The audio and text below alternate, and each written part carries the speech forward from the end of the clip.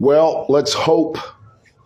Let's hope against hope that the feed won't cut. Hey, everybody, good evening. Thank you so much for taking the time out of your very busy schedule to spend a few moments with me here in a segment I'm beginning to call the Daily Brief. Or is it the brief? Whichever. Guys, jump on here real quick. I will not keep you long. I will need at least 15 minutes of your time. Got a few things I have to get off my chest, talk to you about. All right, guys, I want to talk about giving lubinda. Earlier today, he went on Facebook and he was talking about the Chinese. He was congratulating the Chinese on some big special day that the Chinese are celebrating, and that's fine to do. But then he sort of bled into a different territory when he started talking about, and really the only way that I can describe what Given Lubinda was doing was that he was trying to drive a wedge. Okay, that's called driving a wedge between friendships.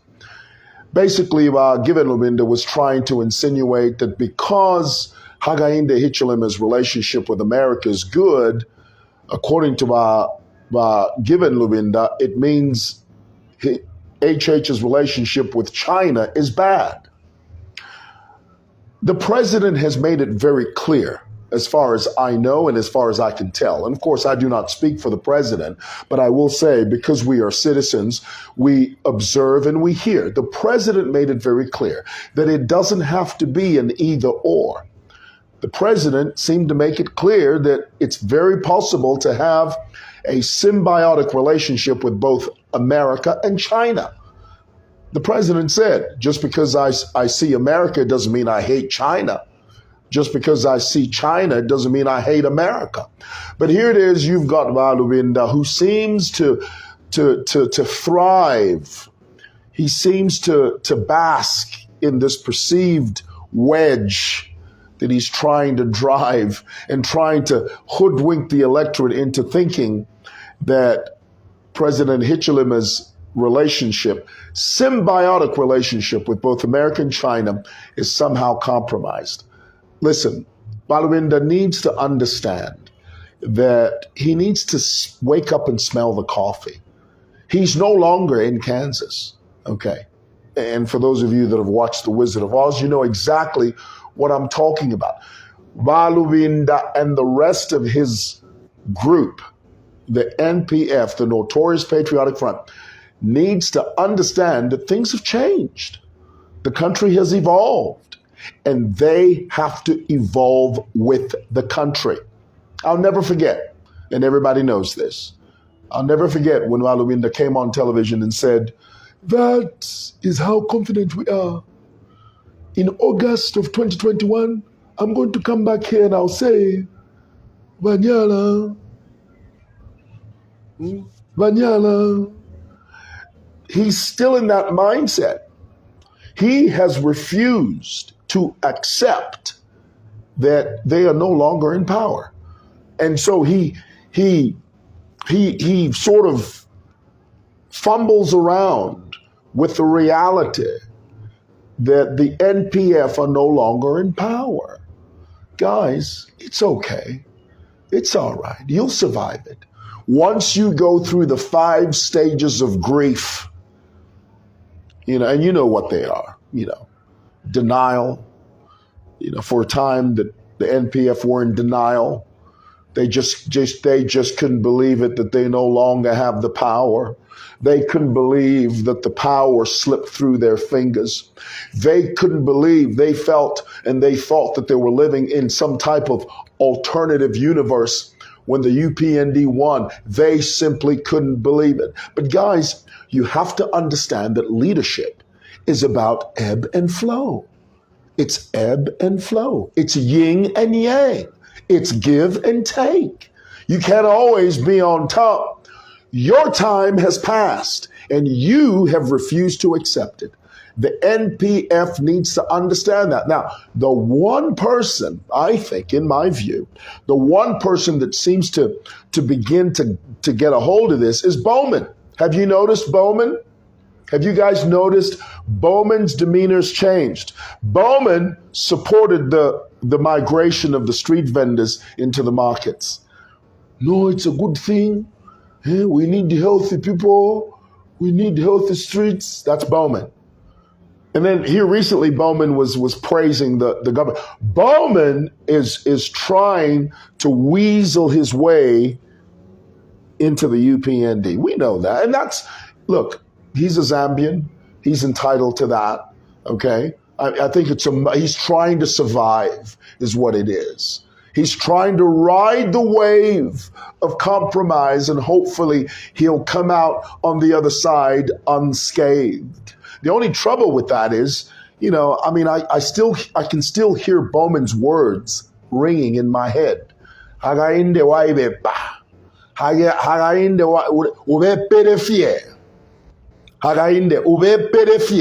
Those words still ring in my ear.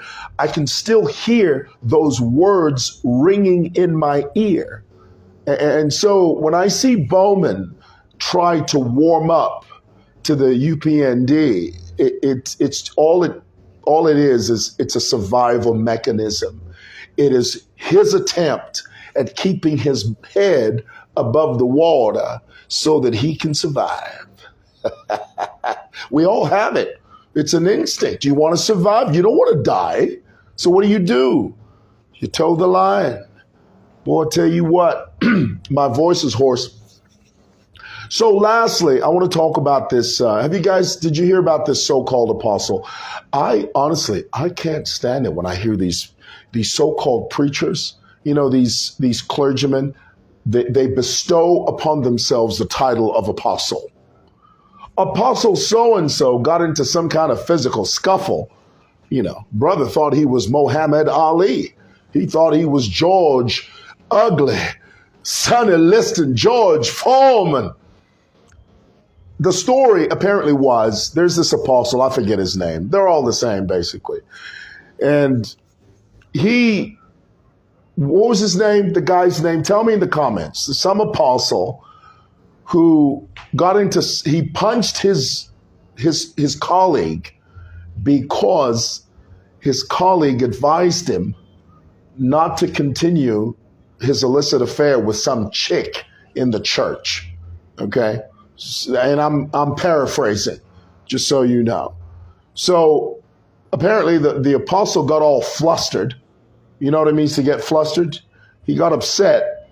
So in an attempt to retaliate, what does the so-called apostle do? He turns around and he knocks him one. Can you believe that? Apostle turns around. Apostle, you need to quit that relationship with that chick in the church. How dare you talk to me like that? Bam! The case is in court. They reported him.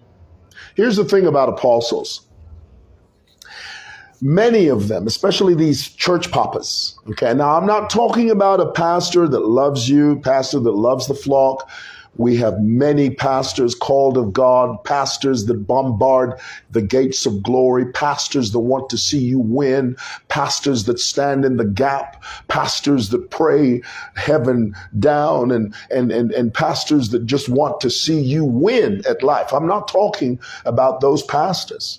I'm talking about these jamokes. I'm talking about these vagabonds. I'm talking about these wolves in sheep's clothing. These chaps that call themselves apostles and pastors when all they want to do is fleece you and your money. I'm talking about those jokers. Those jokers are the most self-centered, narcissistic individuals and dysfunctional individuals that you'll ever meet in your whole life. I mean, these guys are a mess. And the last thing that they ever want to hear is someone else to correct them. Oh, my goodness. They hate it. Because you know why? Because they've got a God complex. Most of these so-called apostles, all of these papas, okay, without exception, all papas on Facebook, every papa that calls himself a papa, all of them have a narcissistic, self-absorbed, self-righteous attitude. They think that they've got this Messiah complex. They think they're the be all and end all. They think that nobody can tell them what to do. And so when you turn around and say to an apostle, you need to quit hanging out with that chick in that church, bam! Gotta go. Bye.